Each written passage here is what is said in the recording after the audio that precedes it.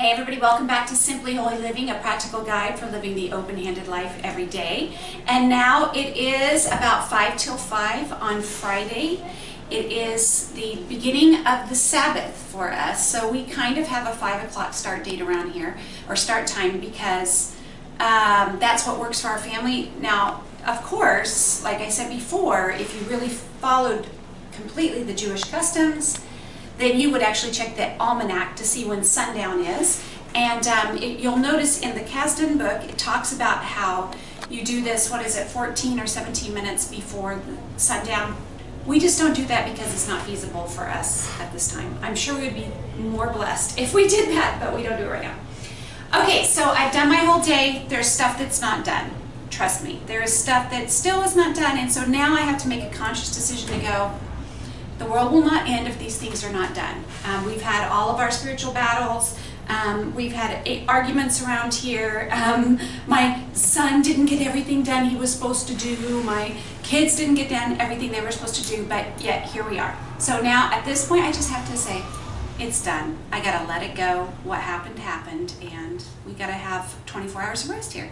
So I have on my apron, my dirty El Salvador apron, because I've been slaving really hard for this dinner, and I wanted to show you basically what I make. Okay, first of all, I have all this stuff for doing the things. I have a head covering. This is a tallit. Most of you got these. If you went to the marriage retreat where we renewed our vows, you have one of these, and it's just the covering for the head, the prayer shawl. So when we get ready, I take off my apron because I'm done with all this prep. And then I'm going to put on my prayer shawl. It's going to look like this. And then when I light the candles and everything, then I'm going to have this on my head. And this represents that we are covered by God. And He is over us. He is all around us. He goes before us.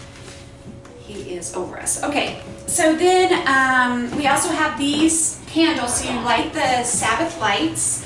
And I just happened to be at a museum where it was I can't remember, what's that Jewish museum, and it's a really great museum around here, and of course right now I can't even think about what the name is. And I saw these little candlesticks, and they're for the Sabbath, and so I get to buy them. And so we have that, and then I have my little lighter here, and then this is our bread, and my family likes my bread better than challah bread, so this is what we make. We did challah bread for a long time, but then the cry went out. And so I have this matching bread basket thing, or bread bowl plate that we use, and it says Shabbat Shalom, I guess, I don't know.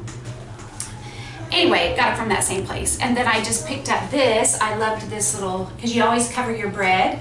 It represents the dew, covering the manna. And then I have salad from a bag. It took about 25 seconds to mix that.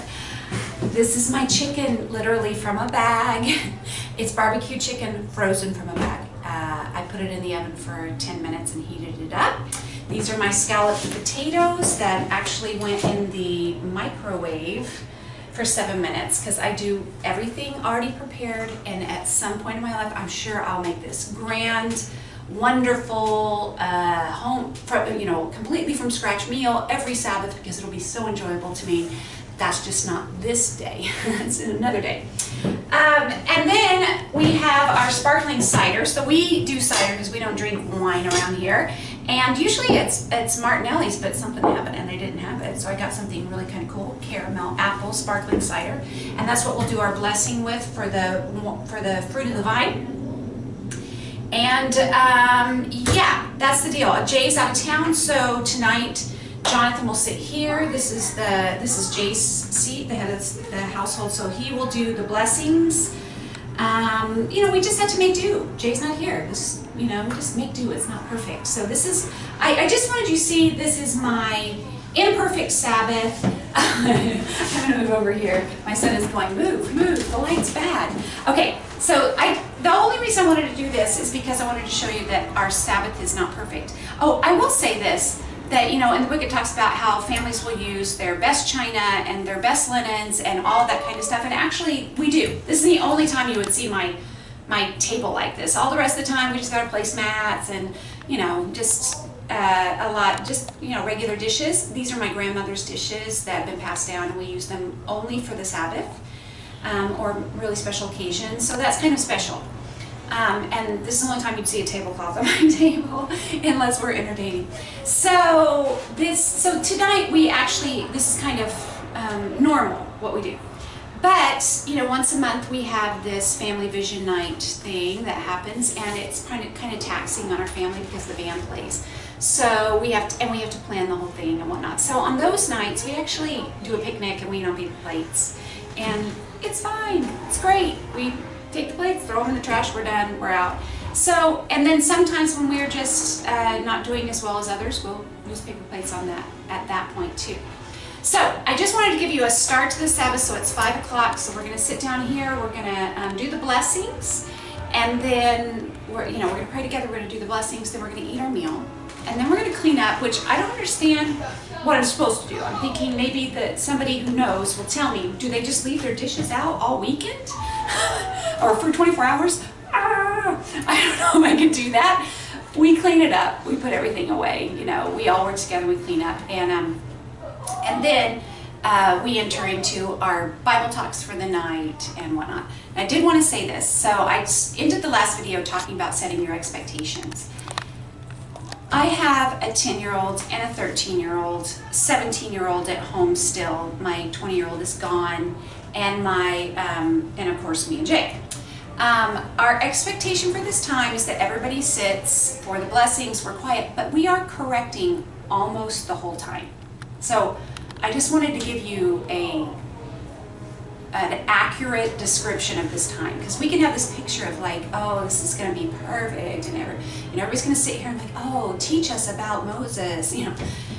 It's not like that. We're correcting a lot. We correct attitudes. We correct people overcorrecting others. We correct bad manners. All this stuff. It still happens. It's still dinner. So we're doing that through the blessing. Hopefully they will have some respect. We demand respect during that time. But then once we go Shabbat Shalom and the Sabbath has begun, then, there's still the regular things like you're chewing too loud, ooh, gross, don't do that. So we still have our normal stuff. And that's for the 10-year-old as the youngest. So those of you that have a 3-year-old, a 2-year-old, and a 5-year-old, be realistic, okay? We expect everybody to eat together until they're done. They can ask to be excused, but if we want to talk and have more of a conversation for grown-up people, then I will tell the kids they can go.